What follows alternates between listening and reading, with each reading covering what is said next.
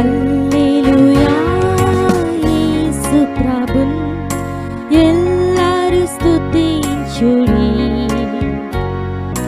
వల్లభుని చర్యలను తిలకించి స్తుతించుడి. అందరూ పరిశుద్ధ గ్రంథాలపై చూపిస్తూ ఈ కీర్తన పాడు. యేసు ధ్యానించి ఈ పవిత్ర జన్మ నీవే స్తోత్రము నాదేమో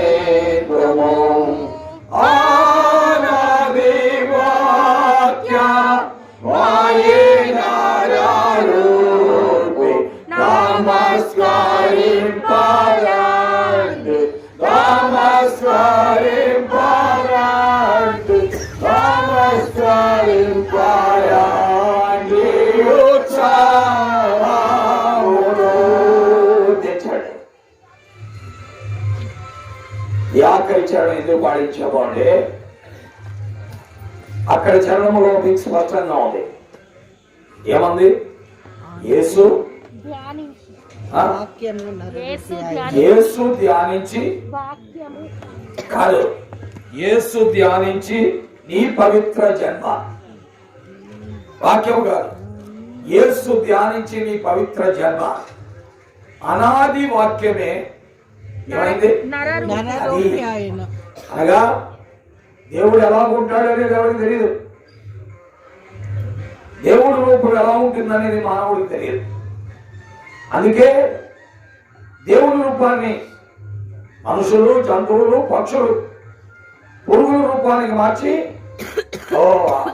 మనుషుడు ఈ రోజున మానవుడికి మొక్కుతున్నాడు, జంతువుకు మొక్కుతున్నాడు, పక్షికి మొక్కుతున్నాడు, పురుగుకు మొక్కుతున్నాడు. ఎందుకంటే దేవుడు ఎలా ఉంటాడని తెలియదు. దేవుడు ఎలా ఉంటాడు మరి చెప్పండి? వాక్యమై ఉంటాడు. ఎలా ఉంటాడు?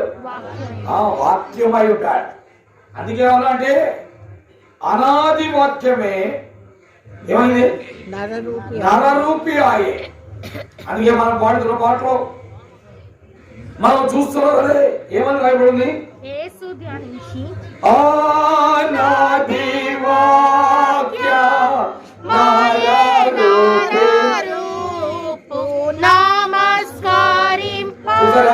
అనాది వాక్యమే. చదువుతున్నా? అనాది వాక్యమే ఏమైందండి? నరరూపి అయ్యే. అంటే యేసు ప్రభు అంటే కనబడినటువంటి వాక్యము. ఆ వాక్యము నరవతారిగా ఈ లోకములోకి వచ్చారు. అందుకే వాక్యం పైకి పెట్టండి బాబా అన్నారు. ఆ బైబిల్ గ్రంథమే దేవుని వాక్యం. ఆ బైబిల్ గ్రంథమే యేసు ప్రభు. ఇక యేసు ప్రభు ఫోటో లేదు. నువ్వు ఏదో ఇలా పెట్టుకొని ఫోటో పెట్టుకుంటావు, ఆ తర్వాత ఇలా పెట్టి ఇలా ఉన్నట్టు ఫోటో పెడతావు. అది కాదు ముఖ్యం. ఇది ముఖ్యం. ఇది లేకుండా నీవు ఎన్ని ఫోటోలు పెట్టినా చివరికి ఆ ఫోటోలో నీ జీవితం అంతమైపోతుంది. కాబట్టి అందుకే వారం వెంబడి వారం మందిరాల్లో వాక్యాన్ని బోధించేది ఎందుకు అంటే పిల్లరా నీ యేసు ప్రభువును మరి ఎక్కువగా తెలుసుకోవడానికే. అంతేగాని ఫోటో పెట్టుకుంటే నీకేం తెలుస్తుంది? ఆ బొమ్మ పెట్టుకుంటే నీకేం తెలుస్తుంది? ఏమీ తెలియదు. అందుకే వారం వెంబడి వారం పదే పదే వాక్యాన్ని బోధించేది ఎందుకు అంటే క్రీస్తును నిన్నటి కంటే ఈ రోజు, పోయిన వారం కంటే ఈ వారం, ఈ లోపల మరి ఎక్కువగా తెలుసుకొని ఆయనను వెంబడించడానికే. కానీ చాలా మంది ఏం చేస్తారంటే ఇంట్లో మంచాలు లేనట్టు, ఇంట్లో పరుపులు లేనట్టు మందిరానికి వచ్చి నిద్రపోతా ఉంటారు. తీర్మానం చేసుకోండి, ఈ క్రిస్మస్ తినాలా మేము మందిరాలకు వచ్చినప్పుడు ఎప్పుడు నిద్రపోకూడదు, మందిరాలకు వచ్చినప్పుడు ఎప్పుడు బయటికి వెళ్ళకూడదు, మందిరానికి వచ్చిన తర్వాత ఎప్పుడు కూడా నీళ్లు తాగటం కూడా లేవకూడదని నిర్ణయం చేసుకోండి. ఇది చాలా ప్రాముఖ్యం ప్రియులారా. లేకపోతే ఏదో భోజనం చేసి కొత్త చీర కట్టుకొని కొత్త ప్యాంట్ కొత్త చొక్కా వేసుకోవడం కాదు ఇది. అందుకే నేను ఎప్పుడు కూడా కొత్త ప్యాంట్ కొత్త చొక్కా నా జీవితంలో ఎందుకంటే అందరికి ఇస్తారు కొత్త ప్యాంట్లు కొత్త చొక్కాలు చీరలు. ఎందుకంటే అది ముఖ్యం కాదు మనకి. ఏది ముఖ్యం? ఏది ముఖ్యం? ఆ దేవుని వాక్యం ముఖ్యం.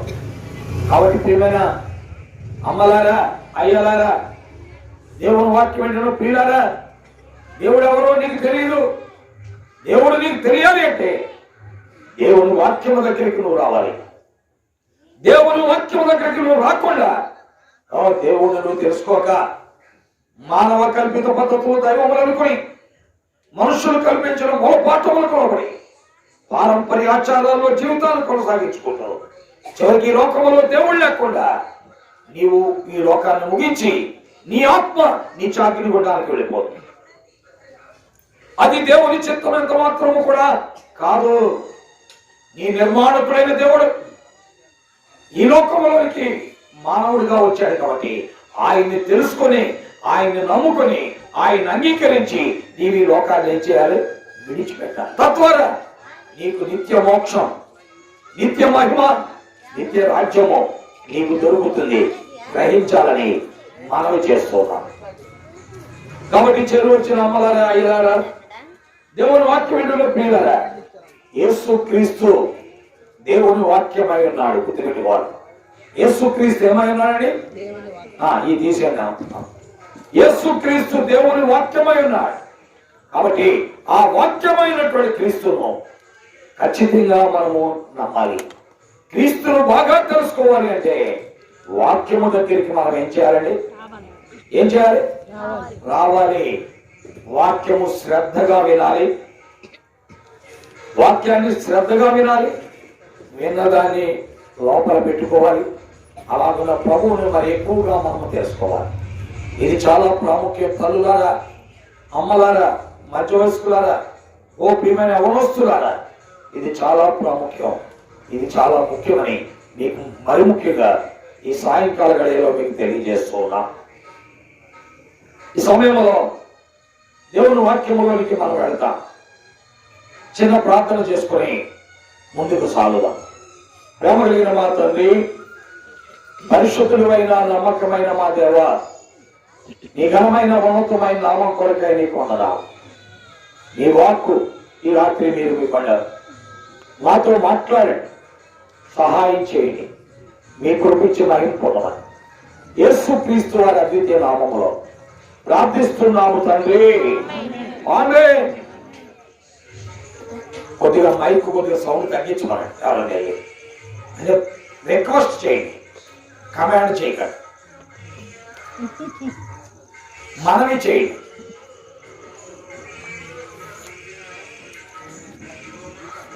ఇలా దేవుని వాక్యములో నుండి ఒక వచనాన్ని మనం చదువుతాం. మత్తయి సువార్త 2వ అధ్యాయము 2వ వచనం మనమందరం కలిసి చదువుకుంటాం. మత్తయి సువార్త 2వ అధ్యాయం 2వ వచనం మొదటి భాగం ఆఖరి భాగం చదువుతాం. ఈ రోజు ఇక్కడ బైబిల్ తేకుండా వచ్చిన వారు ఎంతమంది ఉన్నారు?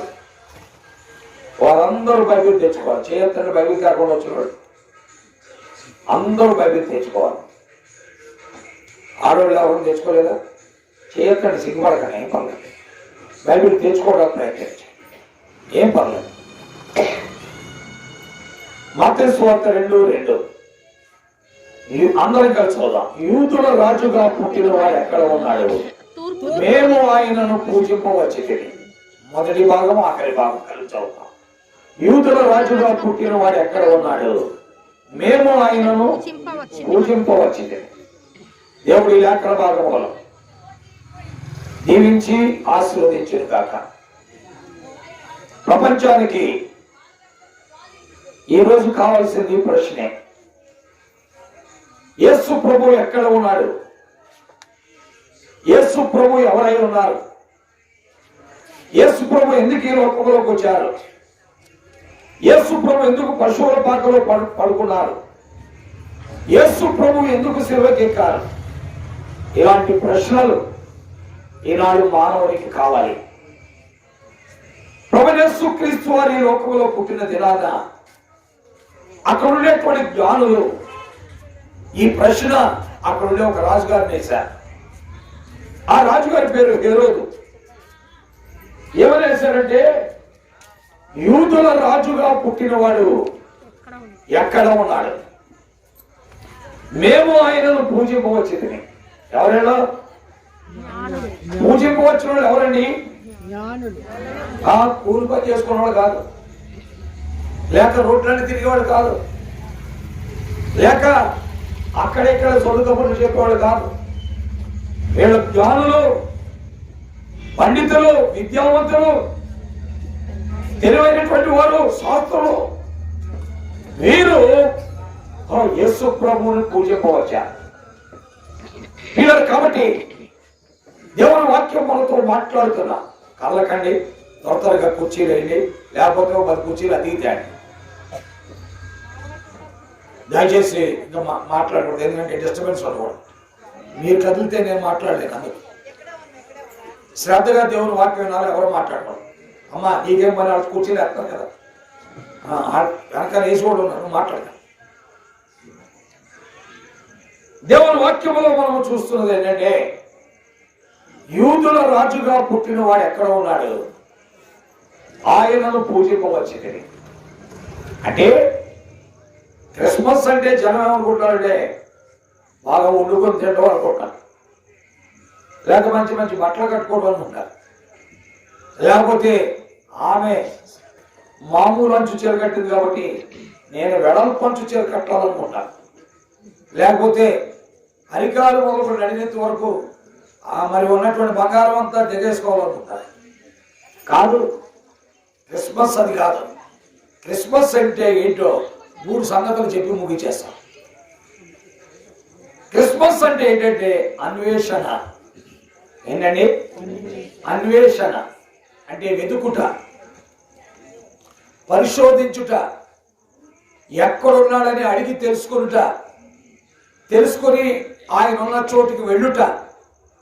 దీన్నే ఏమంటామండి? క్రిస్మస్.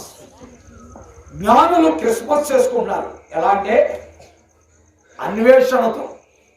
అందుకే వారు ఏమడిగారంటే, యూదుల రాజుగా పుట్టినవాడు ఎక్కడ ఉన్నాడు అంటే, వారు ఆయన్ని చూడాలని అపేక్షతో ఉన్నారు, ఆయన్ని కనుగొనాలని అపేక్షతో ఉన్నారు, ఆయన ఎదుకు వెళ్ళాలని అపేక్షతో ఉన్నారు. పిల్లల క్రిస్మస్ అంటే అర్థం అదే. దేవుడు మానవుడిగా ఈ లోకంలోకి వచ్చాడు, ఆయన శరీరాన్ని దాల్చి ఈ లోకంలోకి వచ్చాడు. దేవుడికి ఒకే ఒక రూపం ఉంది, దశావతారాలు లేవు దేవుడికి, ఒకే ఒక రూపం, అదే మానవ రూపం. ఆ మానవ రూపంలో కనబడినటువంటి దేవుడు ఈ లోకంలోనికి మనుషుడిగా వచ్చాడు. ఆయన్ని మేము చూడాలి, ఆయన్ని మేము కనుగొనాలి, ఆయన యొద్దకు మేము వెళ్ళాలి, ఆయనను చూచి ఆనందించాలి. దీన్ని ఏమంటారంటే అన్వేషణ. ఏమంటారు దీన్ని? అన్వేషణ. ఇలా క్రిస్మస్ అంటే ప్రభువుని వెతుకుట, యేసుక్రీస్తును వెతికి కనుగొనుట, యేసుక్రీస్తును వెతికి ఆయన్ని కనుగొని చూచుట. దీన్ని ఏమంటారంటే క్రిస్మస్ అంటారు. అర్థమైందా ఏమ్మా? మరి మీరు యేసు ప్రభువుని కనుగొన్నారా? ఇక్కడికి వచ్చిన వారు యేసు ప్రభువుని మీరు వెతుకుతున్నారా? ఇక్కడికి వచ్చిన వారు యేసు ప్రభువుని మీరు కనుగొన్నారా? యేసు ప్రభువుని మీరు చూచారా? మీరు వెతకకపోయినా, కనుగొనకపోయినా, ఆయనను చూడకపోయినా మీరు దేవుని రాజ్యానికి వెళ్ళలేరు. ఇది ఖచ్చితం. కాబట్టి ఆయనను అన్వేషించాలి. ఆయనను మీరు ఏం చేయాలండి? అన్వేషించాలి, వెతకాలి. ప్రభువారు అన్నాడు, వెతకుడి దొరుకుతాది అన్నాడు. మత్తయి సువార్త 7వ అధ్యాయం 7వ వచనంలో మనం చూస్తున్నాం. ఏమని రాయబడింది? మత్తయి సువార్త 7:7లో, అడుగుడి మీకు ఇవ్వబడును, వెతకుడి మీకు దొరుకును. అంటే ఆయనను కనుక వెతికితే ఆయన నీకు దొరుకుతాడు. దేవుడు ఎవరో నీకు తెలియదు, దేవుడు ఎలా ఉంటాడో నీకు తెలియదు, దేవుని రూపం ఏంటో తెలియదు. అందుకే ఆ రూపం తెలియక ఈ రోజున మానవుడు మనుషుడికి మొక్కుతుడా, జంతువుకు మొక్కుతుడా, పురుగుకు మొక్కుతుడా, పక్షికి మొక్కుతుడా. అలాంటి పని చేయకూడదు. కేవలం దేవుడిని మొక్కాలి. అలాగైతే ఆయనను వెతకాలి. అలాగైతే మనం ఏం చేయాలండి? ఆయనను మనం ఏం చేయాలి? వెతకాలి. వెతకుని ఆయన మీకు ఏమవుతాడు? దొరుకుతాడు. ఆయన్ని వెతికితే ఆయన దొరుకుతాడండి. దేవుని వాక్యంలో రాయబడింది. చదవండి ఏమి రాయబడిందో. మరి సామెతల గ్రంథం 8వ అధ్యాయం మరి 17వ వచనం మనం చదువుతున్నాం. ఏమి రాయబడింది చదవండి. సామెతలు 8:17 చదువుతారు, లేకపోతే 14 నుండి చదువుకుంటాడు. ఆలోచన చెప్పుటయు లెస్సైన జ్ఞానం ఇచ్చుటయు దాని కింద చదువుతుంటే రాయబడింది ఏంటంటే, నన్ను జాగ్రత్తగా నన్ను జాగ్రత్తగా వెతుకువారు. అది గమనించు, నన్ను వెతికితే నేను మీకు కనబడతాను. నన్ను జాగ్రత్తగా వెతుకువారు నన్ను కనుగొంటారు. నువ్వేదో అల్లాటప్పగా ఏదో అక్కడ గంత ఇక్కడ గంత వేస్తే వెతకూడదు. జ్ఞానులు వెతుకుతూ ఉన్నారు. యూదుల రాజుగా పుట్టినవాడు ఎక్కడ ఉన్నాడు, మేము ఆయనను పూజించుకోవచ్చుది అని రాజుగారి దగ్గరికి వెళ్ళి అడిగారు. అక్కడ పెద్దల దగ్గరికి వెళ్ళాడు, అక్కడ యాజకుల దగ్గరికి వెళ్ళి అడిగారు, కనుగొన్నారు. వారికి దారి దొరికింది, ఆయన్ని చూచారు. పిల్లరా, కాబట్టి ఆయనను వెతికితే ఆయన దొరుకుతాడు. ఇక్కడ సామెతల 8వ అధ్యాయం 15వ వచనంలో మనం చదువుతున్నాం. ఏమని రాయబడింది అక్కడ? చెప్పారు కదా, 17వ వచనం చదవండి. ఏమన్నా, నన్ను జాగ్రత్తగా వెతుకువారు నన్ను కనుగొంటారు. అర్థమైందా? ఆయనను కనుక జాగ్రత్తగా వెతికితే ఆయన మీకు దొరుకుతాడు. చూడండి, నీ బంగారం పోగిపోయింది అనుకోండి, ఏం చేస్తా? బంగారం పోగిపోతే ఎలా చూసుకుంటూ పోతా? ఏం చేస్తా అని లైట్ వేసుకుంటా చూసుకుంటూ పోతా. ఎందుకని? లైట్ వేస్తూ నువ్వు చూసుకుంటూ పోయేందుకు ఆ బంగారం పోకూడదు. దాని విలువ అలాంటిది.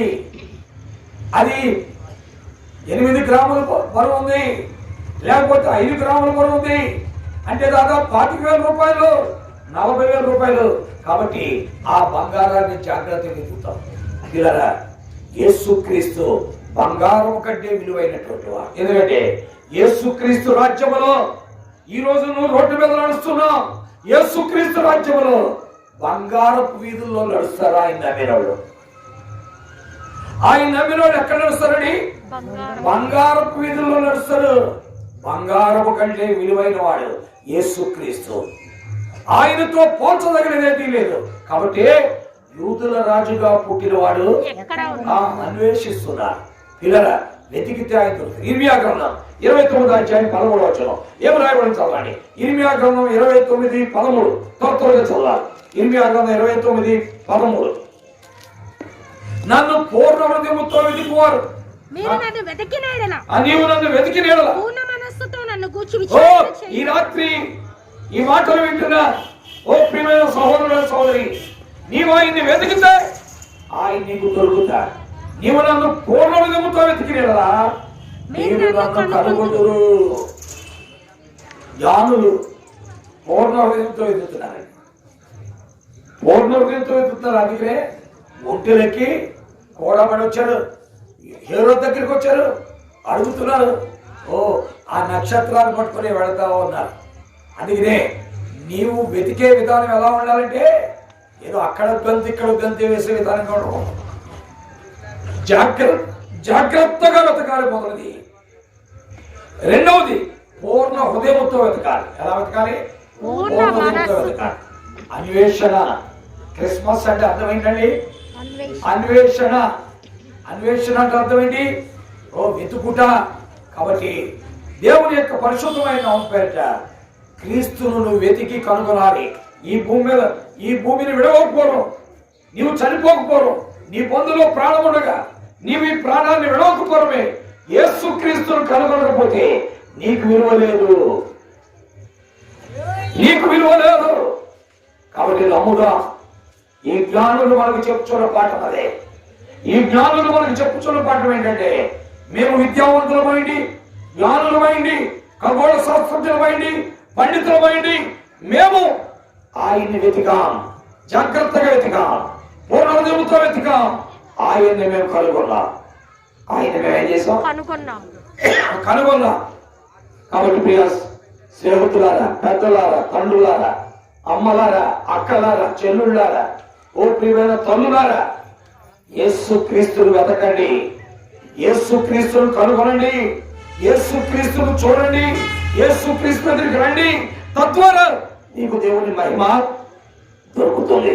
ఒకవేళ ఆ విషయాన్ని వదిలేసి ఈ లోకమంతా వెతికావనుకో,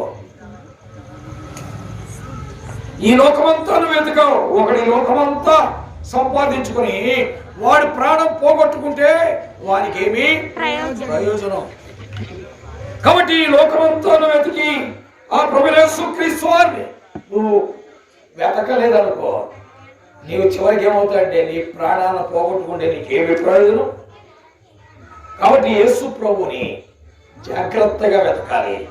రెండవదండి, పూర్ణ మనస్సుతో వెతకాలి. పూర్ణ హృదయముతో ఆయన్ని వెతకాలి. గమనించు, గుర్తెరుగు, ఇది మొదటిది. అర్థమైంది కదా? క్రిస్మస్ అంటే అర్థం ఏంటండి? అన్వేషణ అంటే దేవుని వెతుకుట. ఆ యేసు ప్రభువుని అనగా దేవుణ్ణి వెతుకుట. పరలోకమును వదిలి భూలోకానికి మనుషుడిగా వచ్చిన యేసు క్రీస్తు దేవుణ్ణి వెతకటమే క్రిస్మస్. వెతికి కనుగొనడమే క్రిస్మస్. ఆయన దొరికితే ఇంకా నీకు ఈ ప్రపంచం ఏమి దొరకకపోయినా పర్వాలా, ఆయన దొరికితే ఈ ప్రపంచంలో నీకేమి దొరకకపోయినా పర్వాలా. ఆలోచన చేయి, ఆయన నమ్ము, ఆయన్ని వెతకడానికి ప్రయత్నం చేయి. ఇది మొదటిది. దేవుని వాక్యంలో రెండవది మనం చూస్తున్నాం. అన్వేషణే కాకుండా రెండవది ఏంటంటే ఆరాధన. క్రిస్మస్ అంటే ఏంటంటే ఆరాధన. ఆయన్ని వెతికిన తర్వాత వీళ్ళు ఏం చేస్తున్నారని ఆయన ఎదుట సాగిలపడి ఆయనను పూజిస్తున్నారు. చదవండి 10వ వచనం, 2వ అధ్యాయం 10వ వచనం. వారు ఆ నక్షత్రమును చూచి అత్యానందభరితులై ఇంటిలోనికి వెళ్ళి తల్లి అయిన మరియను ఆ శిశువును చూచి ఆ శిశువు ఎదుట సాగిలపడి ఆయనను పూజించిరి. కాబట్టి క్రిస్మస్ అంటే అర్థం ఏంటంటే దేవుడు మానవుడిగా వచ్చాడు కాబట్టి ఆ మానవుడైనటువంటి యేసు క్రీస్తును వెతికి కనుగొనుట మొదటిది. రెండవది ఏంటంటే ఆయన నీకు కనబడినప్పుడు ఆయన నువ్వేం చేయాలి? పూజించాలి, లేక ఆరాధించాలి. ఆయన ఎదుట సాగిలు పడాలి, ఆయన ఎదుట మోకాళ్ళు ఉండాలి. నేను మోకరించాలండి, మా దేవుడికే మోకరిస్తాను, ఆయన దగ్గరికి వెళ్ళను, ఆయన నాకు కుదరదు, నాకు చదువు ఎక్కువ, పెద్ద ఉద్యోగం, అది నెలకి 2 లక్షల జీతం, 3 లక్షల జీతం, 4 లక్షల జీతం, ఇలాంటి కబుర్లు చెప్తే ఉపయోగం లేదు. కాబట్టి రెండవది ఏంటంటే ఆరాధించుట. ఆరాధించుట. జ్ఞానులు జాగ్రత్తగా వెతికారు, జ్ఞానులు పూర్ణ హృదయంతో వెతికారు, ఆయన్ని కనుగొన్నారు. కనుగొన్న తర్వాత వారు ఏం చేశారని ఆరాధించారని ఏం చేశారు? వారు సాగిలపడి ఏం చేశారు? పూజించారు. అందుకే మనం పాడుతున్నాం, పాడిన పాడదే. ఏమని పాడాం పాటల?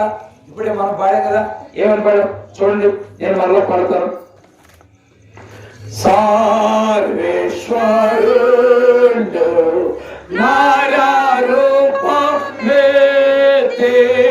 కన్యాకు ముక్తి నేడు ఏం చేసెను మానవ జన్మ వ్యక్తిన శ్రీయేసు.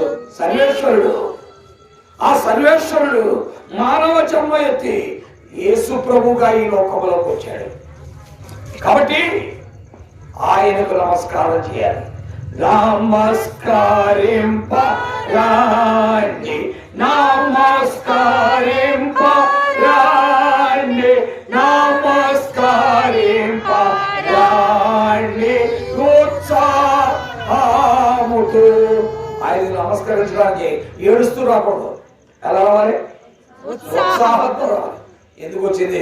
మేరీ రమ్మందని రాకూడదు, లేక సుశీలమ్మ రమ్మందని రాకూడదు. ఆయనకి నమస్కరించడానికి రావాలి, ఆయన్ని పూజించడానికి రావాలి. ఎందుకంటే ఆయన దేవుడు, ఆయన దేవుడు.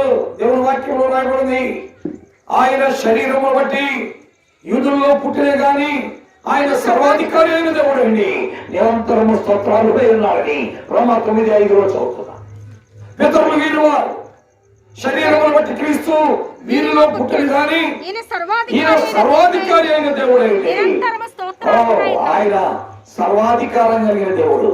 భూమి ఆయనది, ఆకాశమైనది, సూర్యచంద్ర నక్షత్రాలైనవి, నీవు పీల్చున్న గాలి అయినది, నీవు నిలబడిన భూమి అయినది, నువ్వు త్రాగుతున్న నీరు అయినది. ఈనాడు నువ్వు అనుభవించిన సూర్యుడు ఆయన వాడే. నీవు ఆయన కాదంటే నష్టపోతా. ముక్కు మూసుకో కొంతసేపు ముక్కు మూసుకోండి. అందరూ కొంతసేపు ముక్కు మూసుకోండి.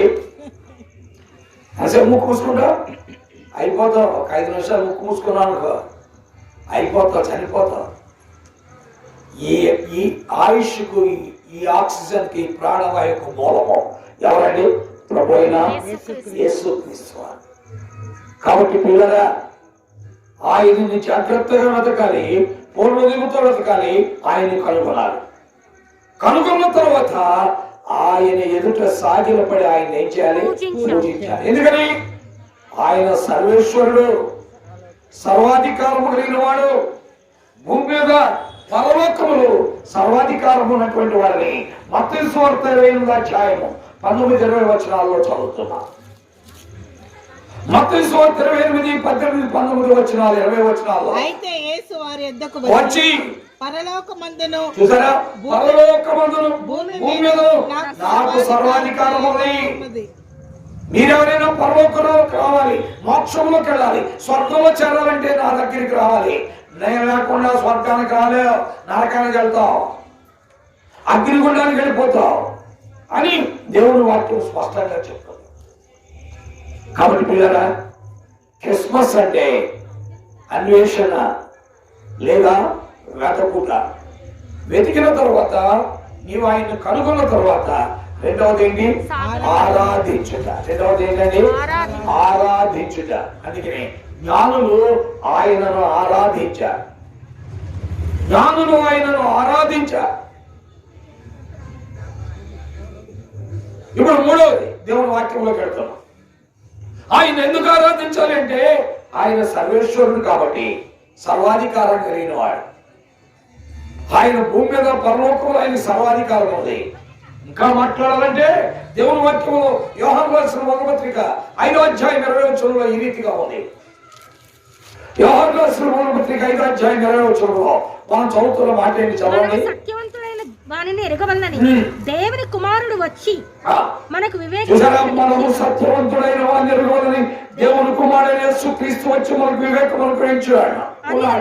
మనము దేవుని కుమారుడైన యేసుక్రీస్తు నమ్మితే సత్యవంతుడు ఉన్నాం. ఆయనే నిజమైన దేవుడు. ఆయనే నిజమైన దేవుడు, నిత్య జీవమై అన్నాడు. ఇలా యేసుక్రీస్తు నిజమైన దేవుడు, నిత్య జీవం. మరి ఎంతమంది ఉన్నారు? సంగతి ఏంటంటే చెప్పుకోలేరా? ఎవరైనా చెప్పుకోలేరా? నేను నిజమైన దేవుడు అని చెప్పుకున్న వాళ్ళు ఎవరైనా ఉన్నారా? ఆలోచించుకోండి. బలవంతం లేదు. ఇది మత మార్పిడి కాదు, పేరు మార్పిడి అసలే కాదు. కేవలం నీ హృదయ మార్పిడి, నీ ఆత్మరక్షణ. ఈ హృదయ ఆత్మరక్షణ పొందిన తర్వాత ఆ పరలోక రాజ్యానికి దారే ప్రభు అయిన యేసుక్రీస్తు. కాబట్టి వారు ప్రభు యేసుక్రీస్తుని ఏం చేశారండి? ఆరాధించారు. ఏం చేశారు? ఆరాధించారు. కాబట్టి క్రిస్మస్ అంటే అన్వేషణ. రెండవది ఏంటండి? ఆరాధన. చెప్పండి. అన్వేషణ. అందరూ చెప్పాలి. అన్వేషణ. రెండవది ఆరాధన. గుర్తుపెట్టుకోవాలి. నేను వెళ్ళిపోయినా మీరు గుర్తుపెట్టుకోవాలి. అన్వేషణ అంటే అర్థం ఏంటి? వెతుకుట. వెతికిన తర్వాత, ఆయన కనుగొన్న తర్వాత చేయాల్సిన పని ఏంటి? ఆరాధన. ఇప్పుడు మూడవది క్రిస్మస్ అంటే అన్వేషణ, ఆరాధన మాత్రమే కాదు, అర్పణ. అదే 10వ వచనంలో ఉంది. ఏం చేశారు వారు? ఆ జ్ఞానులు ఆయనను పూజించి తమ పెట్టెలు విప్పి బంగారమును సాంబ్రాణిని బోళమును అర్పణ. అర్థమైందా? ఆయనను వెతకాలి, వెతికిన తర్వాత, ఆయన కనుగొన్న తర్వాత ఆయన ఆరాధించాలి.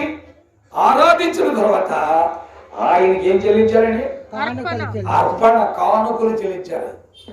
ప్రియమైన దేవుని వాక్యం పెట్టిన బిడ్డలారా, వారు బంగారము సాంబ్రాణి బోళము. బోళం ఇచ్చారంటే దాని అర్థం ఏంటి?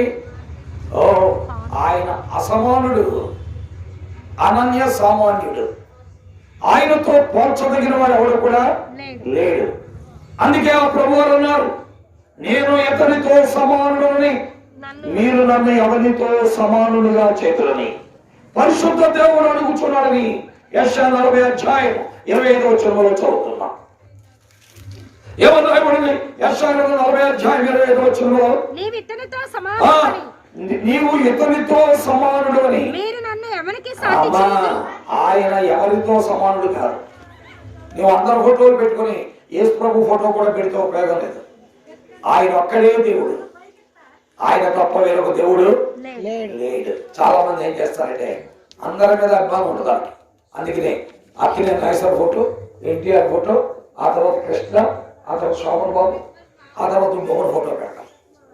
అలాగే దేవుళ్ళ ఫోటోలు కూడా మొట్టమొదట రామారావు, తర్వాత వెంకటేశ్వరరావు, తర్వాత సత్యనారాయణ, తర్వాత ఏమో విఘ్నేష్, ఇలా పెట్టేసి ఆఖరి వేసుకోవడం ఫోటో కూడా పెట్టకూడదు. ఎందుకని దేవుని వాక్యంలో రాయబడింది, నీవు ఇతనితో సమానుడు అని, మీరు నన్ను ఎవరికి సమానులుగా చేతుడు అని పరిశుద్ధ దేవుడు అడుగుచున్నాడు. ఆయన అసమానుడైనటువంటి దేవుడు. మానవ రక్షణార్థమై ఆయన మనుషుడిగా మారాడే కానీ ఆయన సర్వాధికారి అయినటువంటి దేవుడు. ఆయన మానవ పాపము కొరకై ఈ లోకములోకి వచ్చినవాడు. నీవు ఆయనకి ఏమర్పించగలవు? ఏమర్పిస్తే ఆయన రుణాన్ని నువ్వు తీర్చగలవు? 10 రూపాయల, 100 రూపాయల, 10,000, 1,00,000, లేక 10 లక్షల, లేక 1,00,00,000 రూపాయల, ఏమిస్తా ఆయన రుణాన్ని తెచ్చుకోవాలి. ఎందుకంటే నీ కొరకై ప్రాణం పెట్టేవాడు ఈ ప్రపంచంలో ఎవరు కూడా లేడు. మీ అమ్మ గాని, మీ నాన్న గాని, నీ భర్త గాని, నీ భార్య గాని, నీ పిల్లలు గాని, నీ ఇంటి పేరుటోడు గాని, నీ కులస్తులు గాని, నీ గ్రామస్తులు గాని, నీ వీధిలో ఉన్నవాడు గాని, నీ పేటలో ఉన్నవాడు గాని, ఏ వ్యక్తి కూడా నీ కొరకై ప్రాణం పెట్టడు. ప్రభువైన యేసు క్రీస్తు వారు నీ కొరకై తన ప్రాణాన్ని దారపోసా. అందుకే ఆయన అన్నారు, ఏమన్నారంటే మార్క్స్ వార్త 10:45 చదువుతున్నా. ఏమన్నారు ఆయన?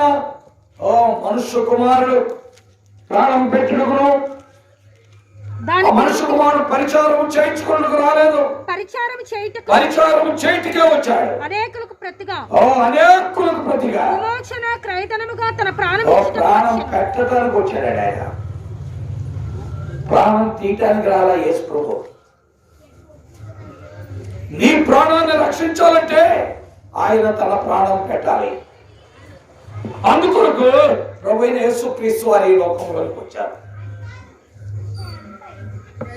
కాబట్టి ఆయనకి నీవే అర్పణ అర్పించగలవు? ఆయన నీ కొరకే ప్రాణం ధారపోసాడు కదా. 1,00,00,000 రూపాయలు ఆయనకి ఇస్తే రుణం తీరిపోతా?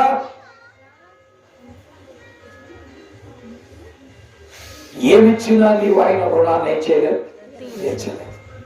అందుకనే కీర్తన 49:7, 8, 9 వచనాల్లో ఈ రీతిగా చెప్పారు. కీర్తన 49:7, 8 ఎవడును ఏ విధము చేతనైనను తన సహోదరుని విమోచింపలేడు. వాడు కుళ్ళు చూడక నిత్యము బ్రతుకునట్లు వాని నిమిత్తము దేవుని సన్నిధిని ప్రాయశ్చిత్తం చేయగలవాడు. దేవుని సన్నిధిని ప్రాణం పెట్టగలిగిన వాడు ఎవడు లేడు. వాడి ప్రాణ విమోచన అదైనా చాలు. వారి ప్రాణ విమోచన ధనము గొప్పది, అది ఎన్నటికీ తీరకట్లు ఉండవలసిందే. ఒకవేళ ఆయనకి ఏమైనా ఇచ్చి రుణం తీర్చేద్దాం అనుకున్నావా? ఏమిచ్చినా రుణం తీర్చలేదు. మేము కూడా చీరలు, తర్వాత పంచులు, ప్యాంట్లు, చొక్కాలు పంచుతూ ఉంటాం. నా మటుకు నేను పంచుతాను. అది ఒక్కొక్క తృప్తులు. ఇలాంటి 100 ప్యాంట్లు, 100 చొక్కాలు ఈ సంవత్సరంలో దాదాపు 60 ప్యాంట్లు, 60 చొక్కాలు కొన్నా. చీరలు అయితే 100 చీరలు కొన్నా. అందరికీ పంచాం. ఇలా ఎన్ని పంచినా ఆయన రుణాలను వేర్చలే. నువ్వు పంచింది ఆఫ్టర్ ఆల్ 100 చీరలను ఒక 60 ప్యాంట్లు చొక్కాలు. 1000 పంచలేదుగా, 2000 పంచలేదుగా. ఆయన రుణాన్ని నువ్వు తీర్చగలవా? అది ఎన్నటికీ నీ తీరకట్లు ఉండవలసిందే. మనం అనుకుంటాం ఒక 100 మంది భోజనాలు పెడితే, ఒక 1000 మంది భోజనాలు పెడితే, వీధిలో ఉన్న భోజనాలు పెడితే రుణం తీరిపోతాను. తీరదది. నీ పాపానికి వచ్చే శిక్ష మరణం. నీ పాపానికి వచ్చే శిక్ష నిత్యాగ్నిగుండం. ఆ అగ్నిగుండం నుండి తప్పించాలంటే ఆయనే తన ప్రాణాన్ని నీ కొరకు ఏం చేయాలి? దారబోయాలి.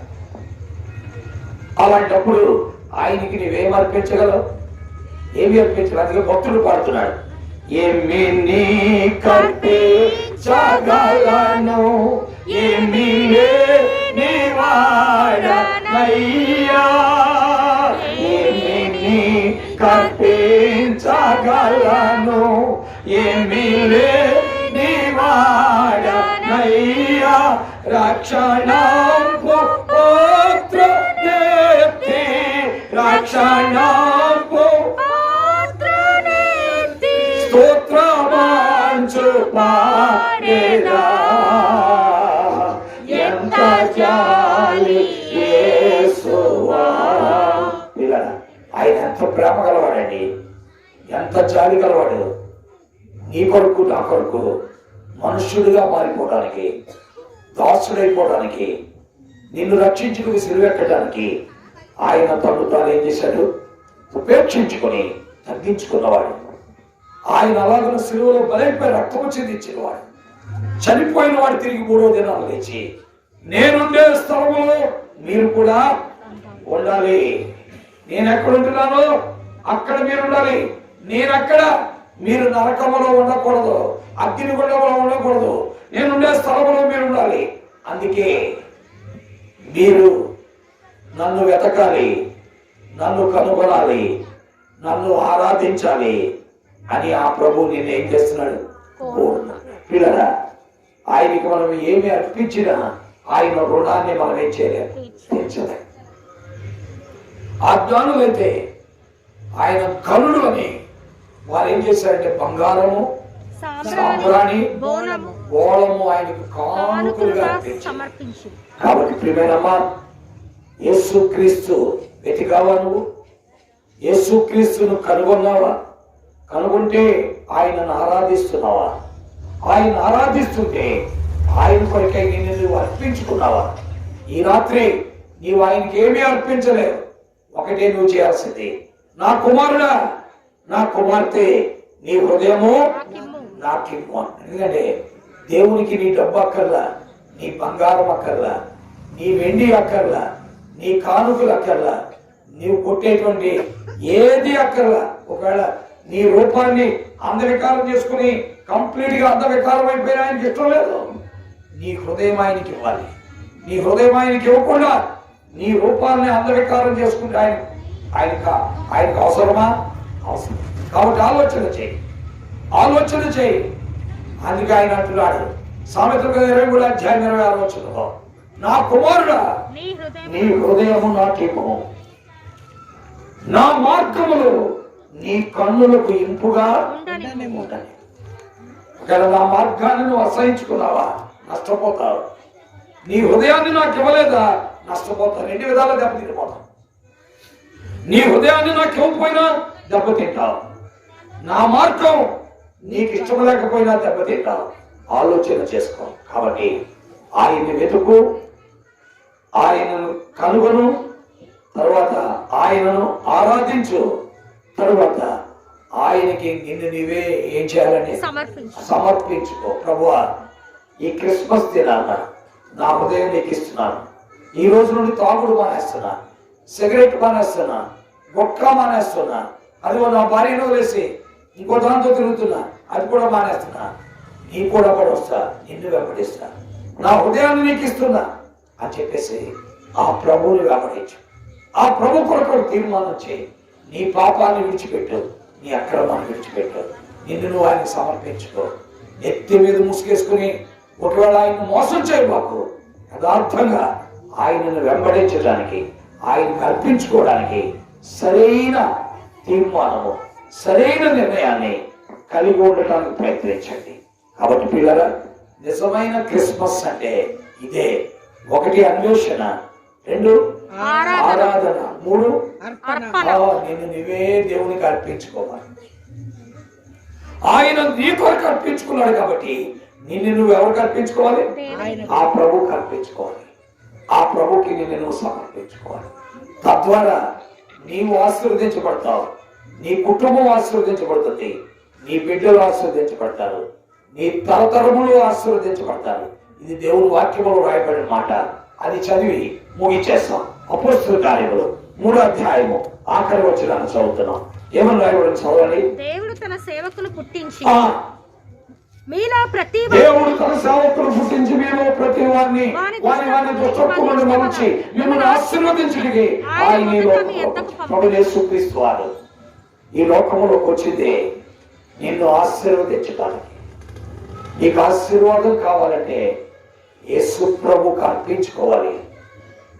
నాకు ఆశీర్వాదం వద్దు, నాకు శాపమే కావాలనుకుంటే నీ ఇష్టం, బలవంతం లేదు.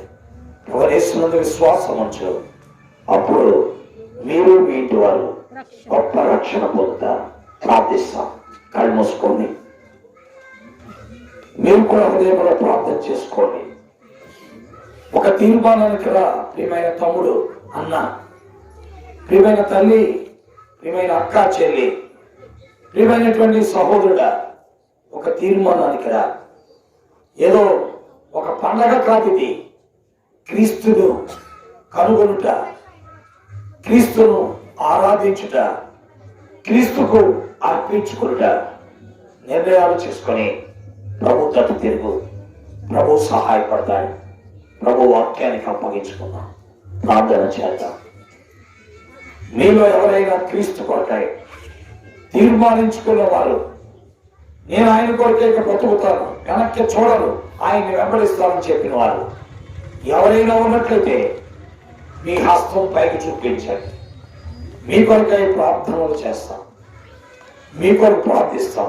సరైన తీర్మానం చేసుకో, సరైన నిర్ణయం చేసుకో, సరిగ్గా ఆయన కొరకు అర్పించుకో. ఆయన కొరకై నేను ఉంటాను, ఆయన కొరకై జీవిస్తాను. చేతులు దించండి. మీ కొరకై ప్రార్థన చేస్తాం. ఇంకెవరైనా ఉన్నారా? ఎత్తన వారు లోపల సంశయపడుతున్నావా? అనుమానపడుతున్నావా? ఎత్తేస్తే ఏమైపోతుందో అనుకుంటున్నావా? భయమక్కర్లా. ఆ దేవుడు ఆశీర్వదించేవాడు కానీ శపించేవాడు మాత్రము. ఒక శాపం కావాలి అనుకుంటే ఆయన కాదనుకున్న ద్వారానే జరుగుతుంది. కాబట్టి ఆలోచన చేసుకో, ప్రార్థన చేద్దాం. ప్రభు మిమ్మల్ని దీవించి ఆశీర్వదించిన కళ్ళు మూసుకోండి. పరిశుద్ధులైన మా తండ్రి, ప్రేమ కలిగిన మా దేవా, నీ కొందనాలు. నీ మహోన్నతమైన, ఉన్నతమైన, ఘనమైన, శ్రేష్టమైన నామం పేరిట ఈ సాయంకాల గడియలో నీ పాద సాన్నిధ్యానికి వచ్చి ఒక పండుగగా కాకుండా తండ్రి నీకు మమ్మల్ని మేము అర్పించుకున్న కొరకై ఒక నిర్ణయముగా ఇక్కడ చేరడానికి మీరు ఇచ్చిన తరుణాన్ని బట్టి స్తోత్రాలు. రాగలిగిన పెద్దలు, చిన్నలు, వృద్ధులు, తల్లులు, మధ్య వయస్కులు, అన్నలు, తమ్ముళ్ళు, తండ్రులు, అక్కలు, చెల్లెలు అందరూ బట్టి నీకు వందనాలు. పేరు పేరు వస్తున్న మీరు దీవించి ఆశీర్వదించండి. ఆయన వారు నిన్ను కనుగొనుటకు, కనుగొన్న నిన్ను ఆరాధించుటకు, ఆరాధిస్తున్న నీకు తమ్మును తాము అర్పించుకున్నకు సహాయం చేయండి. వాక్యమును ముద్రించండి, గ్రహింపులో తీసుకురండి, పరిశుద్ధాత్మ కార్యములు జరిగించండి, శత్రు కార్యాలు లయపరచండి. యేసు క్రీస్తు వారి అద్వితీయ నామములో ఈ యొక్క కాలనీలో పాణిలో ఉన్న 24 లైన్లు బట్టి స్తోత్రం. ఏ కుటుంబము గాని, ఏ స్త్రీ గాని, ఏ పురుషుడు గాని నరకానికి వెళ్ళటం నీ చిత్తం కాదు. అందరూ నిన్ను నమ్మాలని, అందరి కొరకే ఈ లోకములకు వచ్చి అందరి కొరకే ప్రాణము ధారపోసుకోవాలి. సహాయం చేయండి. పరిచర్యకు ముద్ర వేయండి. ప్రజలతో మాట్లాడి మహిమ పొందమని యేసు క్రీస్తు వారి అత్యున్నతమైన ఘనమైన నామములో స్తోత్రించి ప్రార్థించి బ్రతిమలాడి వేడుకుంటున్నాము తండ్రి. ఆమేన్. ఆమేన్. తండ్రి అయిన దేవుని ప్రేమ, ప్రభు అయిన యేసు క్రీస్తు వారి యొక్క అత్యున్నతమైన కృప, పరిశుద్ధాత్మ యొక్క అన్యోన్య సహవాసము సన్నిధి వాక్యమైన వారందరికీ, చేరువచ్చిన వారికి, కాలనీలో నివసిస్తున్న ప్రతి కుటుంబానికి ఇప్పుడు ఎల్లప్పుడూ సదాతుడై ఆయన రాకడ కొరకై సిద్ధపరచును గాక. ఆమేన్. ఆమేన్. చంద్రులారాయిలా దేవుని స్తుతించుడి, హృదయమును వెలిగించిన యేసుని స్తుతించుడి. అగ్నివాడా గంధారా మీరు కర్తను స్తుతించుడి, హృదయ